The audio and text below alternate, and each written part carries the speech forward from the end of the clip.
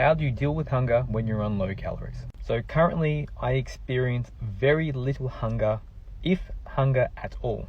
I know, call me crazy. So currently I'm on my rapid fat loss plan, where my fat loss is basically being pushed to the limit. My calories are as low as they can get without me really losing any lean mass. Now, a few things happen when you're on very low calories. Number one, I really don't have that much room for carbs. So usually my carbs are going to be closer to almost a ketogenic diet than not.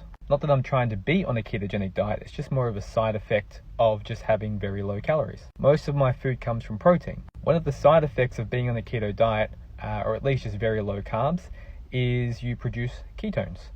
And usually your hunger drops, or at least that's a side effect of a ketogenic diet. But again, that's not the aim. It's just something that happens when you just go lower in carbs because you don't have much room for calories. Number two, I usually fast through most of the morning and I usually have caffeine. That will push my first meal usually out to about maybe 1, 2 o'clock. My meals are very regular at set times. So I'll always eat roughly about 1 or 2 o'clock. I'll have dinner usually about 6, 7 or 8 o'clock.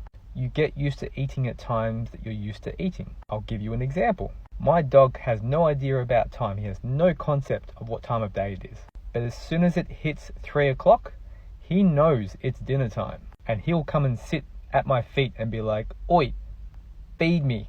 And this is just your natural rhythm of food. So usually you will get hungry around the times you're used to eating. Getting enough sleep also makes a huge difference. Most people are getting poor sleep and just not enough.